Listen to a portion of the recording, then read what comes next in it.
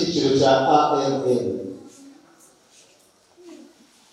Abashyitsi b'icyicaro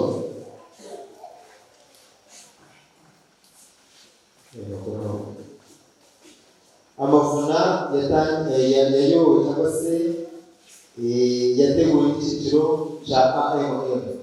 Ni n'abasezerano ko uyu munsi turavuga kuri icyo cyiciro cya AMM, Adventist Men's Ministry. Bivuga ngo ni icyiciro cy'imirimo y'abagabo batisimusakari tugerekeje mu Rwanda nuko kizwi. Nibusoma muri mu rwandiko rwa mbere cyangwa se urwandiko rwa mbere Pawulo yandikiye Timoteyo ishaka ku murongo 8 yaravuze ngo nuko ndashaka ko abagabo basenga bose barambuye amaboko yera badafite umujinya kandi batagira impaka.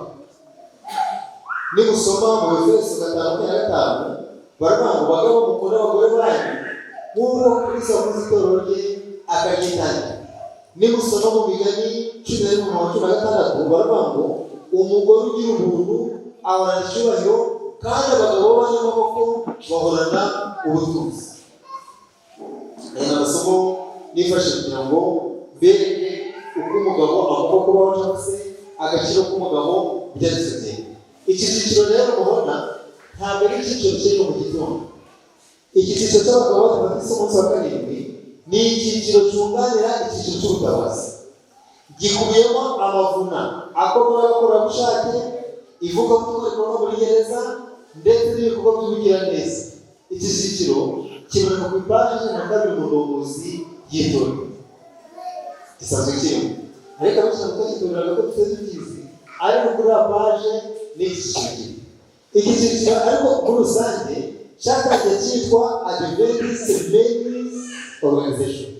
Abo ni mpamvu ndacamo muri abo representation bivuga bavuze ko yibishemo organization kumvikamo company NGOs ibintu nk'ibyo. Rero itorero ritaho ko cyitwa Adventist Men's Ministry kuko bifuza yitwa Minisiteri y'Abagore, imirimo y'abagore. Ni uko gushyigikira n'ikirego cyashyizwe. Iki cyiciro cyavutse mu 1989 muri kuva kuri gikuru cy'iciciro ndetse cy'iciciro ni icyakera rwose. Cyavutse kivukira mu cyo bita umusamariya mwiza muri groupe y'ita umusamariya mwiza, maze bashyira muri departement ya activité laïque cyangwa se cyiciro cy'ibwirizabutumwa niko bagishyize. Maze rero iki cyiciro cyashyizweho cyangwa se impamvu y'icyiciro ni ugufasha abagabo gusa na Yesu mu miyoborere y'imiryango yabo, babifasha kuramya Imana, bafasha itorero, bafasha na sosiyete babarizwamo nk'abazabibazwa. Abazi ibintu byose babanza abagabo.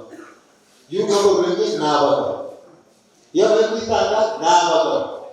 Abagabo twara kuroba ariko imbaraga zo gushoboza ibyo gukoresha kandi ikindi gukangurira igitsina gabo kikagera kwegurira Imana, bakagitoza gukora ibyanditswe byera no gukundana hagati yabo kugira ngo bakuze amajyambere mu by'umwuka ndetse no mu by'umubiri. Hari intego nyabyo ishize cyari gifite ivuga ngo cyangwa se moto ivuga ngo twakijijwe ngo dukize abantu cyangwa se twakijijwe kugira ngo dukize abantu. Bityo rero intumbero y'icyiciro ni ukugira abagabo bakunda kandi bemeje gukoresha imbaraga zabo zose n'ubuzima bwose mu gukorera Imana, kandi bakatubwira ko ibyibandwaho yigiriye icyiciro. Ubwo Jerome yitegereza ko kubyumva neza ibyibandwaho mu mwiherero w'igitsina gabo.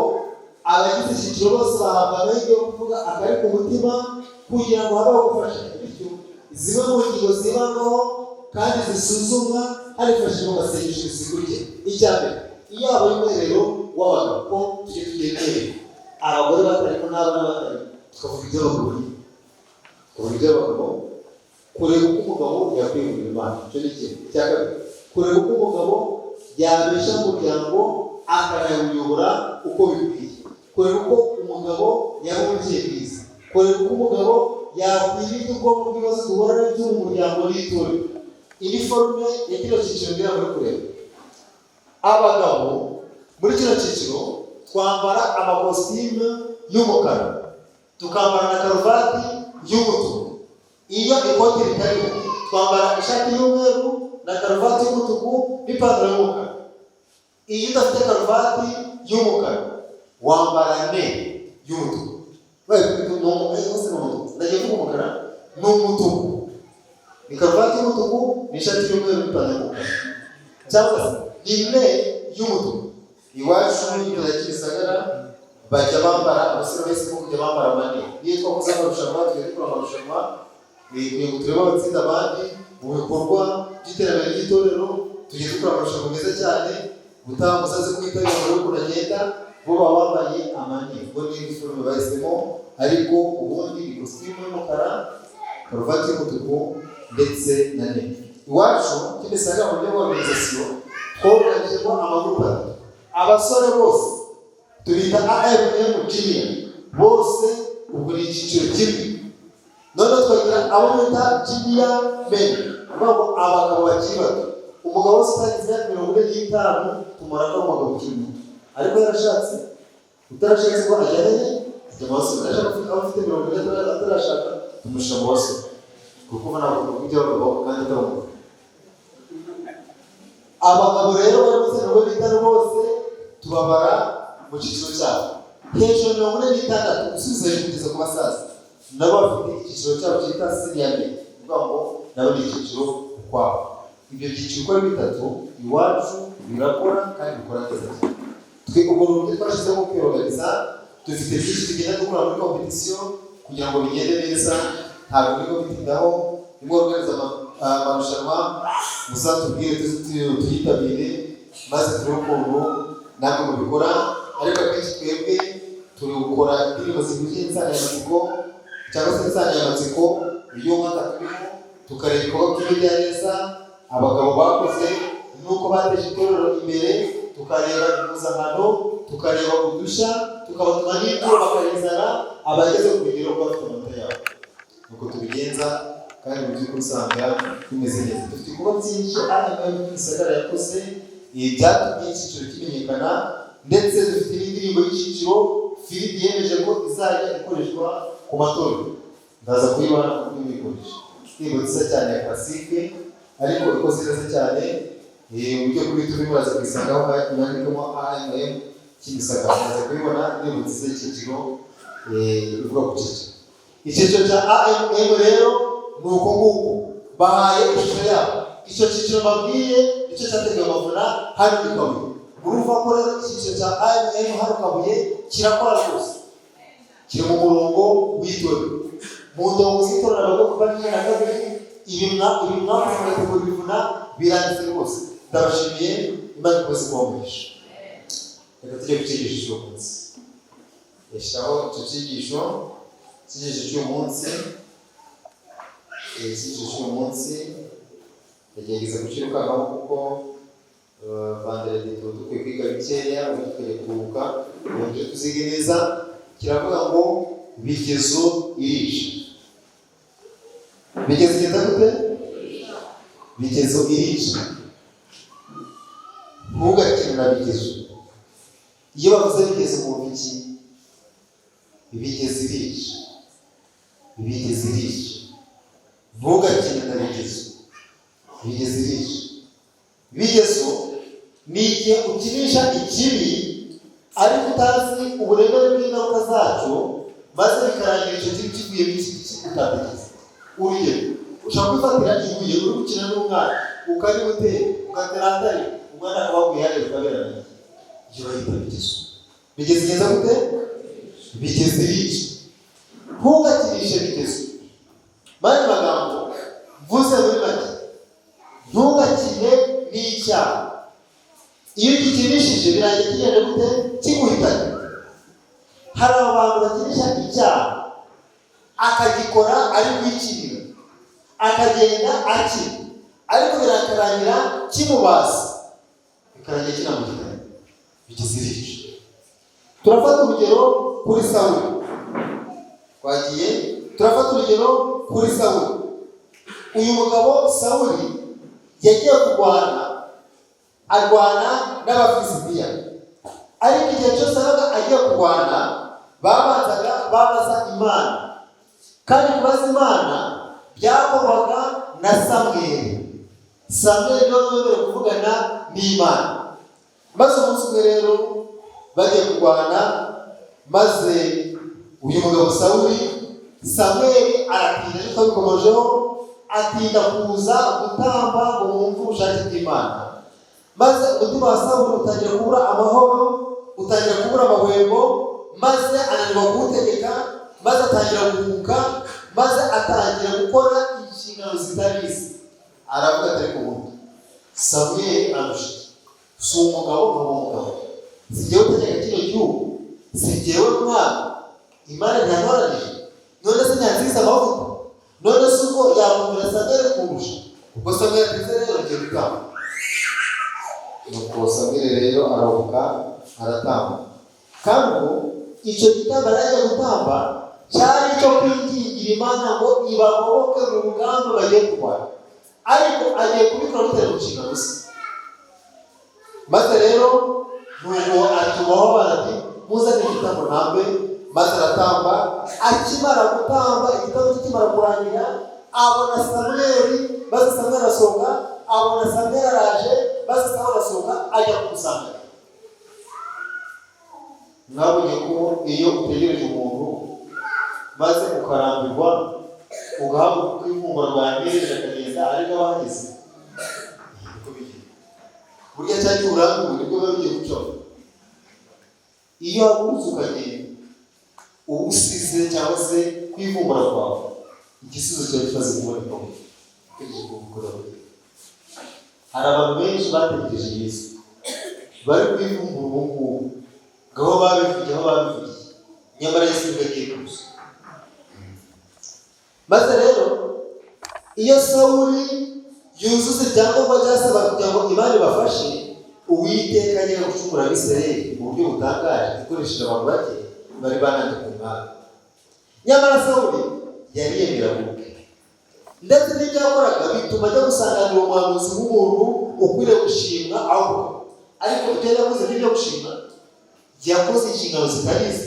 Ariko abonye Sawuli kuko yemeraga, abonye Samweli, maze yifata nk'umuvuga, nk'umuntu ukwiye gushimwa, aragenda basangane Samweli.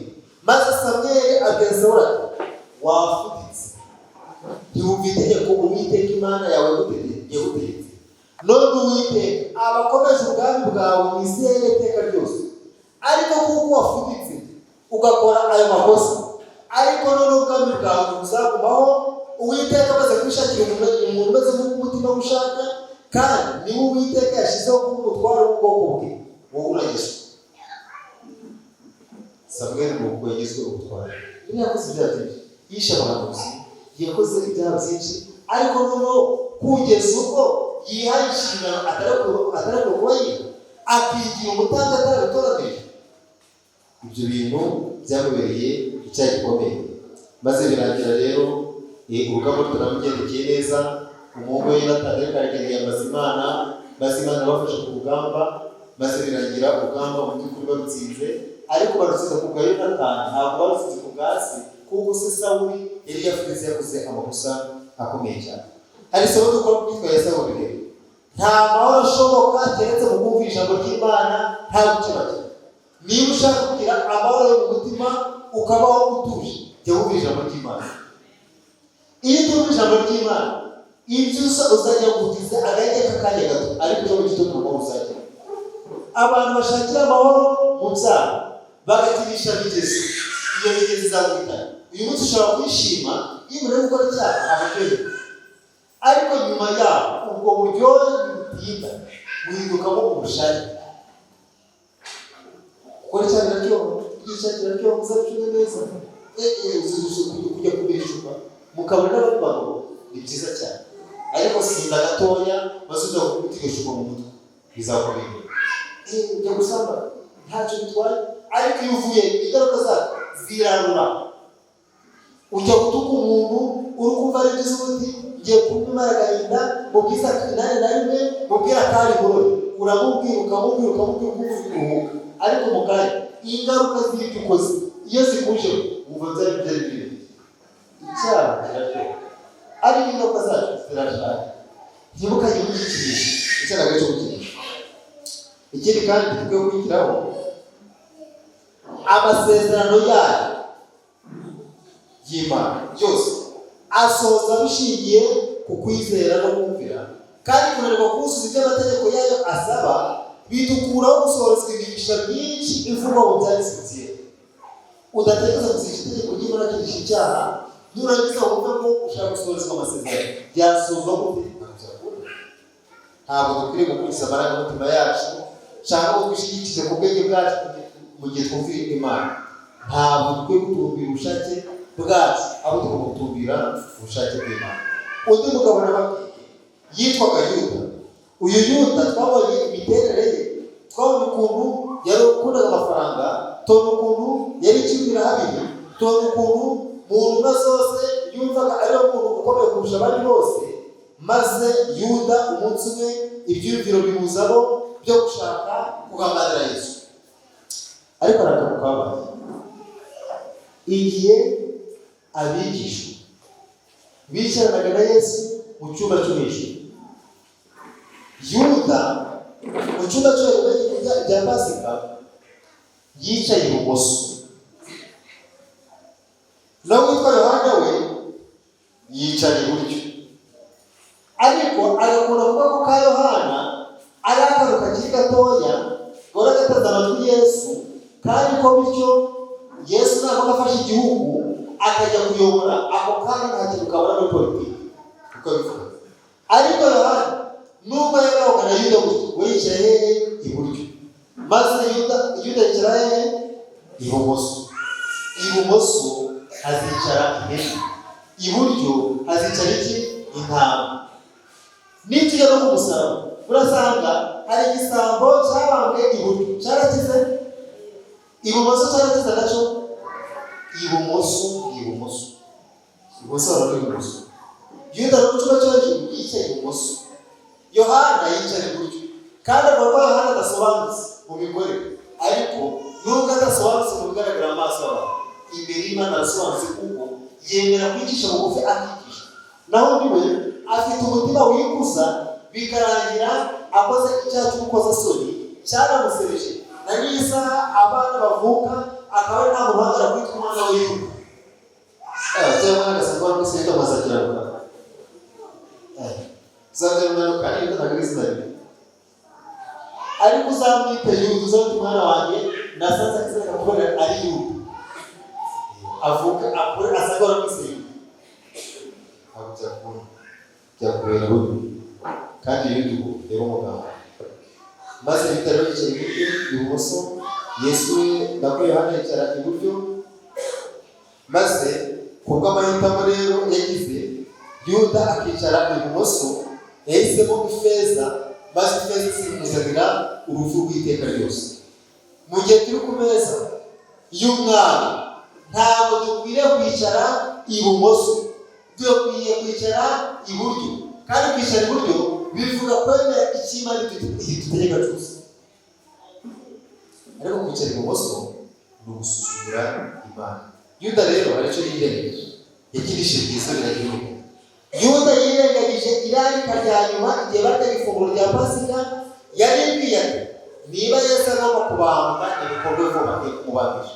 Yuda ntabwo yizemera ko Kristo azemera gufatwa, kandi ko kumugambanira ko bizamuha isomo, maze guhera ubwo umukiza akazamo. Burya ngo Yuda igihe yagambanaga Yesu ntabwo yari azi ko Yesu ari gufatwa.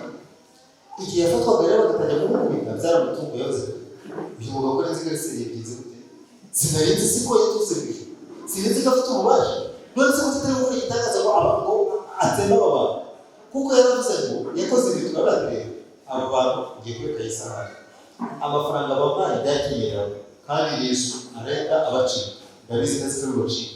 None we icyo nakoze ni ukubageza kuri Yesu, arangije akora ibintu. Ariko arangije abatireba hari n'ikindi gukora kuri Yesu. Yesu arabona ko ushobora kuvugana n'abatambyi n'abayobozi ba kino gihugu, azajya yubaha, azabona ko ugiye kumenya politiki ukaze, bityo azita anshinga umurimo ukomeye. Yafite imibare myiza, yafite imibare myiza. Icya mbere kurya amafaranga ku gazi. Icya kabiri kumvisha Yesu ko nawe afite ijambo muri icyo gihugu. Yafite imibare myiza, ariko abonye afashwe Kristo abonye Yesu afashwe agacibwa urubanza, yaratatse cyane ati nakoze icyaha kuko nagambanye amaraso atari iki. Shema n'amafaranga yashakaga yarabibuze, abonye ko ibyo byose ari impfabusa, asohoka yihuta cyane n'ijwi rirenga, aravuga ati byatinze cyane, maze ageze gute? Arimanika, ageze ate? Arapfa. Yakinishije bigezo birageze gute? Yakinishije kurya amafaranga atavunikiye. Hano bakora kurya iby'ubusa. Ibintu by'ubusa bikwambika ubusa. Ntibakajya gukunda iby'ubusa, jya ukora akazi kawe ukora amafaranga. Ushaka kurya iby'ubusa ukiga gusa ubwenge bwinshi, ntabwo Satani umurusha ubwenge, arayaguha mu kandi kanya akarushaho akaruvugira. Nuko Satani akora. Yashatse kurya iby'ubusa rero birangira agiye kukarubanda, maze arasakuza cyane ati byatinze cyane, sinshoboye kwihana, sinshoboye no kumukiza. Maze aragenda ariyahura. Dufata abantu benshi bazataka n'ubundi ngo byatinze cyane, ubwo imbabazi zimaze gukurwaho. Bazataka bati byaratinze, maze imbabazi zikaba zikuweho, maze bikarangira bishyushye. Hano isomo tukakubita rero, kugambanira inshingano zawe no kwigerezaho. Kuba mu by'Imana uri kimwe birahabiri, si ukugambanira inshingano zawe gusa, ahubwo no kugambanira ubuzima bwawe. Niba uri muri Yesu neza, gumamo. Sikubaririmbye gumamo, ariko niba utari kuvamo kuba mu nshingano zera ikindi hano, si ukugambanira inshingano zera gusa, no kugambanira ubuzima bwawe. Agakiza n'ubu ariko ugakerenza azakanyarwa kandi abazagasubiza. Niryo isomo tumukuraho. Agakiza yarazahawe, ahabwa n'uburenganzira bwo gukiza abarwayi, yakoraga ibitangaza akirukana abadayimoni, ariko ako gakiza yahawe yaragakerekeje. Ikindi kandi indamu n'izinyigisho ubukire, amahirwe yo guhura na Yesu akagutora ngo umukore, ntabwo akwiye kunegurizwa izuru, ahubwo akwiye kugundirwa, ukarekura ibyakumenyesha. Bari bagize amahirwe ukaba muri rino ry'Imana, ribemo izo nshingano, zikora wishimye kandi zikora utazikinisha. Uzikora ntuzazibazwa, ntukinishe ibyaha, kuko iyo ubikinishije kandi uvuga Satani nabi, iyo akubona ivaho arabitana gusa. Erega tuba tuvuga Satani nabi, usibye kuvuga neza. Iyo muririmba Satani muvuga nabi, iyo kujya kureka abashyitsi muvuga Satani nabi, iyo ababonye ivaho arabafatirana. Iyo mushatse gukinisha icyaha mugakinisha bigezo, akagufatirana aragwitana rwose. Kandi iyo agwitanye abashaka kuzana n'ikibuye akagutsinda cyo kugira ngo utazatekereza no gusura. Niyo mpamvu umuntu waguye yaravuye muri ino torero, yaguye agwa nabi, nta n'icyo wamubwiriza ngo azagaruke, kuko ntibashobora kumubwiriza. Ibibwiriza byinshi aba yarabyumvise, yize amigisho, Bibiliya ayihera ku murongo ari kwiga amigisho. Ibibwiriza byinshi aba yarabyumvise. Iyo aguye kumubyutsa biragora. Niyo mpamvu muteye kujya mukinisha icyaha, muteye kujya mukinisha bigezo, kuko Satani agufatanije uri muri ino torero. Kubyutsa agati biragora. Birutwa no kujya kubwiriza umupagani utarigize amenye Yesu, kumuzana biroro. Ariko kuzana wavuye muri ino torero kujya kumubwiriza ngo umugaru biragora. Umubwira kubwira ibihamya, kandi akabwira igihamya gise y'iby'ukuri, ntabwo avuga kushobora. Ujya mukinisha bigezo. Hari undi mugabo wakinisha bigezo bita Pilato. Uyu Pilato kubw'ububasha yari nawe n'ingoma y'Abaroma, yari afite ubushobozi bwo gukiza Yesu ntamubambishe. Yari guverineri, guverineri abakomeye, yari guverineri utanga raporo i Roma. Ariko kubw'ububasha yari yarahawe n'ingoma y'Abaroma, yari afite ubushobozi bwo gukiza Yesu ntageze gute ntamubambishe. Ariko kubera ko yatinyaga gukora icyubahiro cye, acyamugana rubanda nyamwinshi bashaka ko Yesu abambwa, maze akoresha amahitamo atari ngombwa ngo abayuda bahitemo imbohe ababohorera iyo ariyo, nk'uko byari bisanzwe mu minsi mikuru ya Pasika. Wari ubigenza mu minsi mikuru ya Pasika, abagome babaga bagiye kuzabambwa, byari bimenyerewe ko guverineri cyangwa se ubafunze aza kandi akaremera ati murebe ugerageza muri bino bisango uba kwihanganira bagwacya muri sosiyete tumubohora. Maze rero nawe akora imibare nk'iyo bidakoze imibare abategeye kurya amafaranga, ariko na Yesu ndamushima ko karyo kumve yumva ko nawe mufite ububasha. Uyu nawe yakoze imibare rero akora imibare ati rero rubanda ruranyema kandi rubanda rwo rutanga ubuyobozi cyangwa se ukavuga ngo none rero uyu Yesu maze gusesengura ikibazo cye ndi kubona ari marengana. None rero nzi neza ko banga baraba, nzi neza ko banga Dismas, nzi neza ko banga Justus. Izi mfumu ngiye kubahitishamo iyo bari burekure. Ndabizi neza n'abahangara ko bari kure baraba kandi bari kubona Yesu ntacyo bari kumushinja. Ubusho bari yakoze imbere y'iyo yari yakoze ati kuvuga nawe ndagiye ubutegetsi bwanjye, ariko nanone ndabona Yesu murenge. Umugore we yari yaretse mu nzozi amubwira ko umwana w'Imana ari kurengana. Yarabizi impamvu yakoresheje ayo mahitamo. Ariko igitangaje Pilato yiringiraga ko aza guteza muri rubanda umutima wo kutabera n'agahitishamo umuntu mubi n'umukiza utagira icyaha. Yatekerezaga ko haboneka abagiriye impuhwe Yesu bagahangana n'abatavuga n'abakuru, maze yahisha inteko abikoranye ishema nk'uko Yuda nawe yagiye kurangira b'abasirikare abikoranye ishema ati ubundi busube rwose mufata umwe. Ibyo abikoranye ishema yazi ibintu byaciyemo k'amafaranga yabariye. Nawe rero azayifata mu mufuka abikoranye ishema ati ari Yesu uyu Baraba, ari Yesu na Kristo. Baraba yitwaga Yesu. Ubushize yitwaga Yesu Baraba. Barita hari na Yesu Kristo. Muzabisoma mu gitabo cya Acts of Pilate, ni igitabo cy'abakatolike cyitwa Acts of Pilate, ibikorwa cyangwa se ibyakozwe na Pilate. Niho amagambo ari. Maze rero uyu mugabo abivugana ishema, aravuga ati ari Yesu Baraba, ari na Yesu Kristo mbabohorere.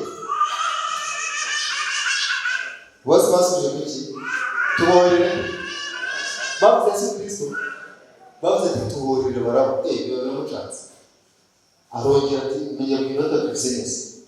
Yongera kubaza ku nshuro ya gatatu, ayabaza ya kabiri basubiramo, abaza ku nshuro ya gatatu arabaza ndondese uyu yakoze cyaha ki simubonye y'icyaha cyo kumwicisha rwose, nuko nimara kumukubita ndabohora kudaye mu kuracya yaramusanzeho isiguni kandi zezifutse kwari kuyashimishirwa.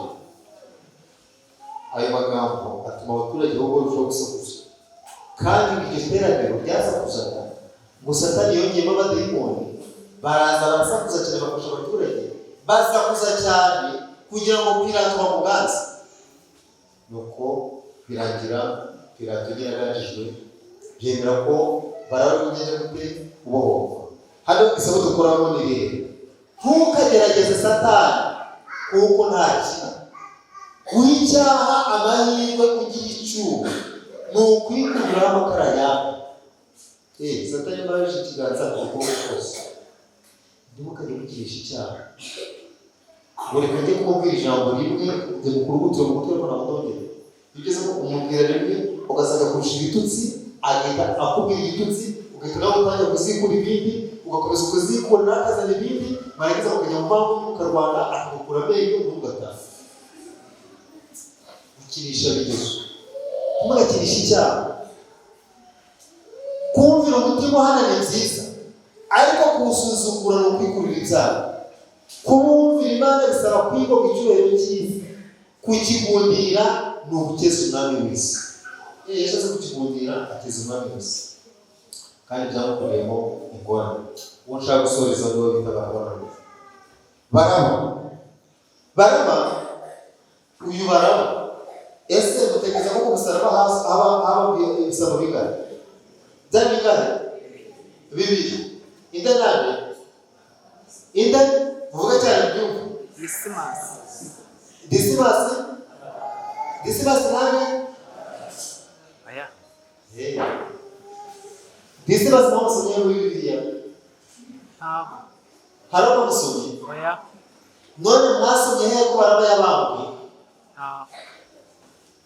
barabari y'abana Dismas we y'abana ndaza kubabwira ibyo sinamubikura ariko muri byo naburi n'igisabo cyaka ndaza kubabwira icyane ntawo muri Bibiliya barayigiza abantu kababwirije abantu barabuyu yari umuyahudi w'inkomo yabaga muri Yudeya igihe yiyobowe n'abayobozi ariko Baraba iri zina rikaba rikomoka kuri rw'ikinyarwanda rivuga bar bivuga umwana a bivuga data mari magambo bivuga umwana wa data erega biratangaje kubona uyu Baraba yitwa na Yesu yitwa umwana w'iki w'Imana n'uyu yitwaga umwana wa data bivuga cyiza barikana kandi bose bitwaga Yesu nuko bitirana kandi amazina ya nyayo y'Abaraba yitwaga Yesu Barabasi nk'uko bigaragazwa mu nyandiko ya kera y'ibintu by'Isirayeli ibiswe mu kigo cya Mutagatifu Katarina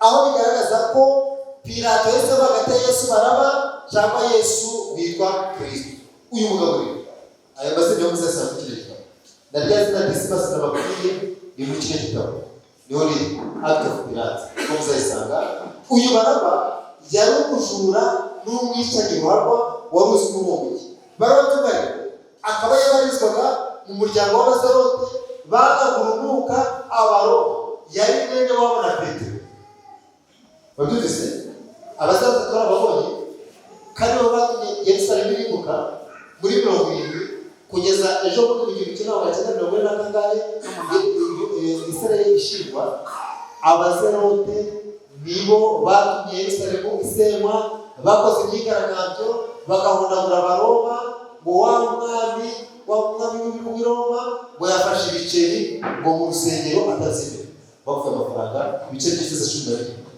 igihugu cyose kirasenyuka by'agafungiye n'abarumuzerote akaba yajyaga umutima wo kugumura abantu ngo bigomeke ku ngoma y'Abaroma Baraba ngo yarateye ariko ashutse na Satani Baraba yiyumvishaga ko icyo yabasha gushikira cyose akoresheje ubujura n'ubwambuzi ari iki ariko guhemukira Abaroma bikaba byaramunezeza cyane igihe yabaga yitwa Umuroma ibyo bona abantu batera zakasha mu kigo turabeje yarateye ngabo yaba yambaye Umuroma byamunezeza cyane ko akakanguze bose kidashyikiye kuko yabaga uyu mugabo rero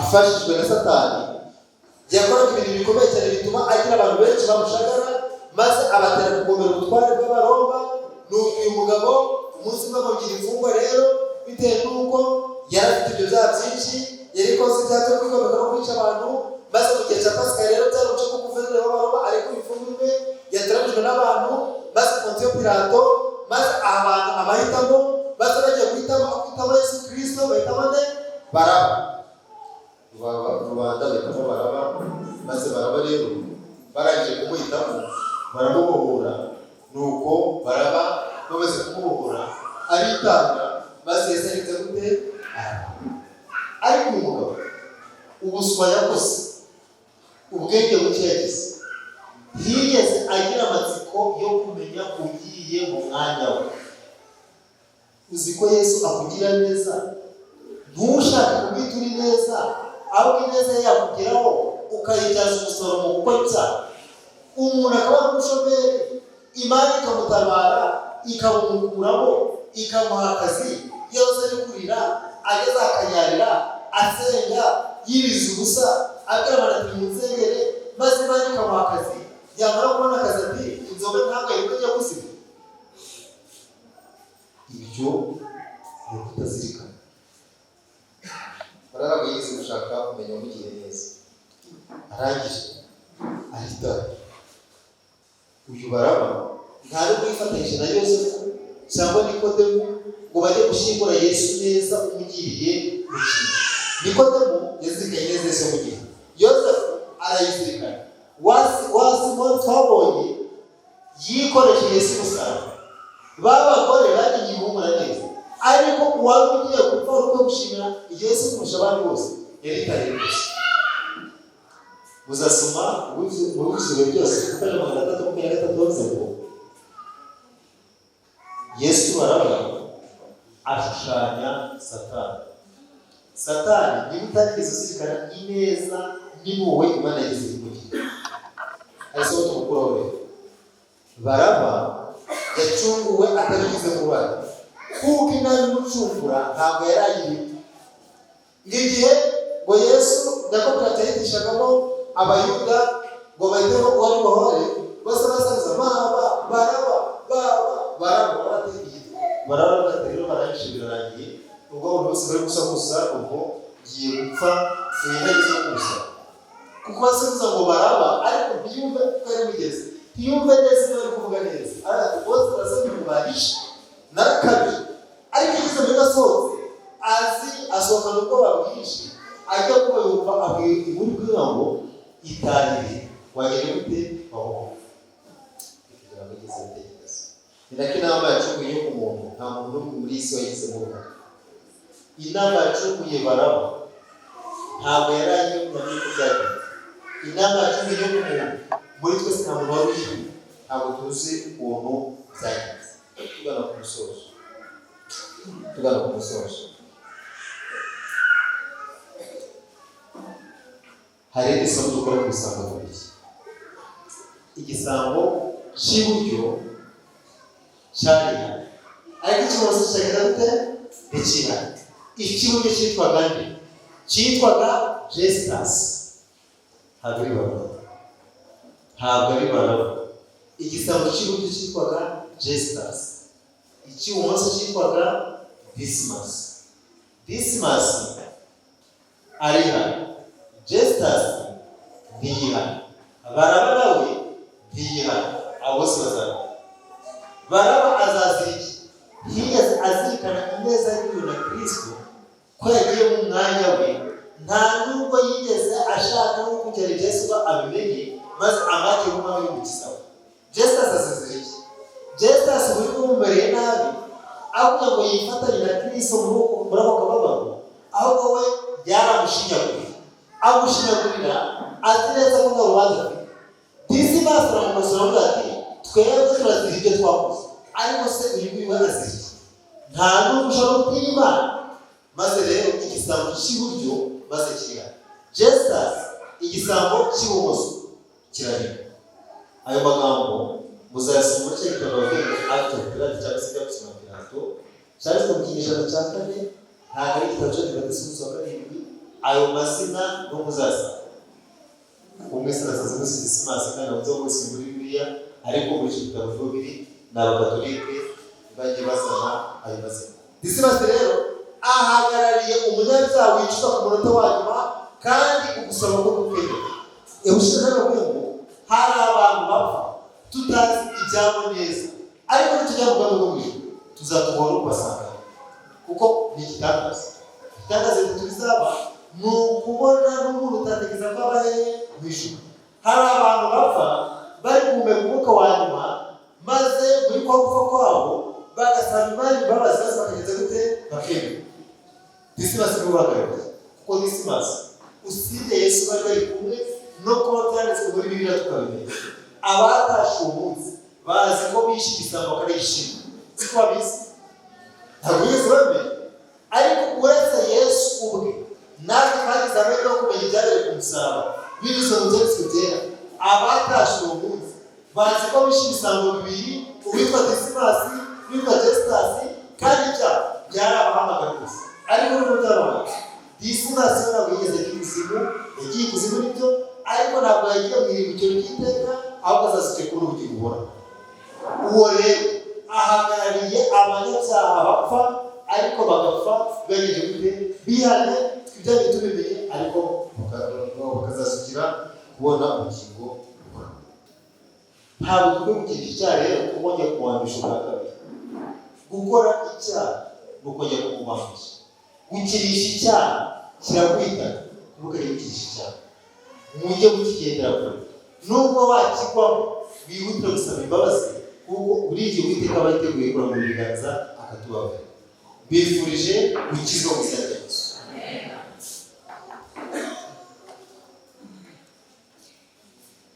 Reka tubone ku musozo n'isengesho mugiye gusenga Imana.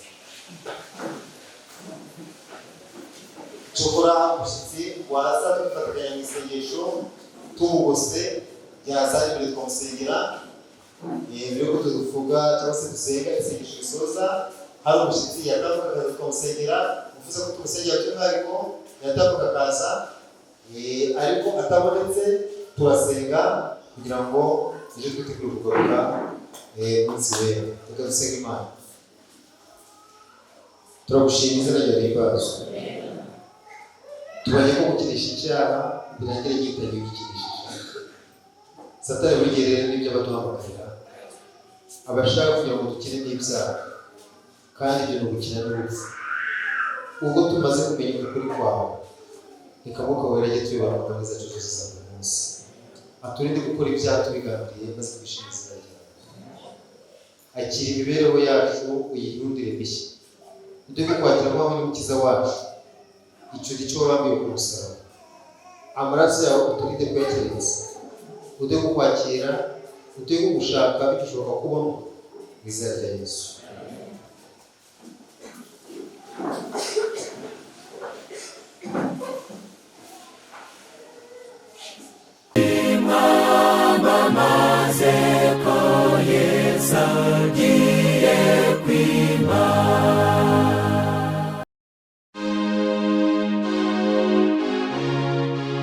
Abo bose bapfuye bakizera batarahabwa ibyasezeranyijwe, ahubwo babiroraga bakiri kure cyane bakabyishimira. ngo iki mbese burya nuko byagenze baba we bari bafite kwizera gukomeye pe. None se aya magambo uri gusoma uyakuye he ko numva ari meza? Nanjye ndi kuyakura ku nsanganyamatsiko y'amateraniro. Amateraniro ya hano iwacu ku itorero rya Kabuye da. Mfasha ubimbwire neza aya magambo yansobanurire yose, ndumva aryoshye pe kandi unteye amatsiko. Ambo ndumva ufite inyota yo gusobanukirwa byinshi, ariko nanjye nisomeraga ubutumire. Ushaka kumenya rero ibiruseho wabibwirwa n'umubwiriza niwe wateguye iyi nsanganyamatsiko da. Ngaho rero nyihera gahunda neza numva iby'ubwo butumire. Amanga yasubiranyemo muyaburire. Nawe ufite inyota ngwino muri aya materaniro kuko ubu butumire burakureba. Itorero ry'Abadiventisiti b'umunsi wa karindwi rya Kabuye mu ntara y'ivugabutumwa ya Erayonofili ry'uburasirazuba bwo hagati mu Rwanda ribinyujije mu cyiciro cy'imirimo y'abagabo ryaguteguriye amateraniro y'ivugabutumwa y'ibyumweru 2. Nuguhera ku isabato tariki 21 z'ukwezi kwa gatatu kugera ku isabato tariki 4 z'ukwezi kwa kane 2026 turi kumwe n'umubwiriza Tuyisenge Celestin mu nsanganyamatsiko igira iti kwa kwizera kw'abakurambere kuracyakenewe mu isaha dusohoyemo. Ishingiye mu Baheburayo 11 umurongo wa 13. Gahunda y'aya materaniro iteye itya: ku isabato nuguhera saa 8 kugera saa 12 z'umugoroba. Ku wa mbere w'iminsi 7 dimanche nuguhera saa 10 kugera saa 1 z'umugoroba, naho mu yindi minsi nuguhera saa 11 kugera saa 1 z'umugoroba. Muri aya materaniro turi kumwe n'amakorari mukunda cyane nka korari Emmanuel yo kuri RMS Kamukina, Urumuri yo ku itorero rya Kimisagara, Igihe niki ya Kimisagara, Cornerstone yo muri Asayuwara Nyarugenge, korari y'icyiciro cy'abatabazi ku itorero ry'Abadventiste umunsi wa karindwi rya Gikondo, n'andi makorari atandukanye. Sangiza abandi ubu butumire twese tubyitabire. Maze ko Yesu agiye kwima.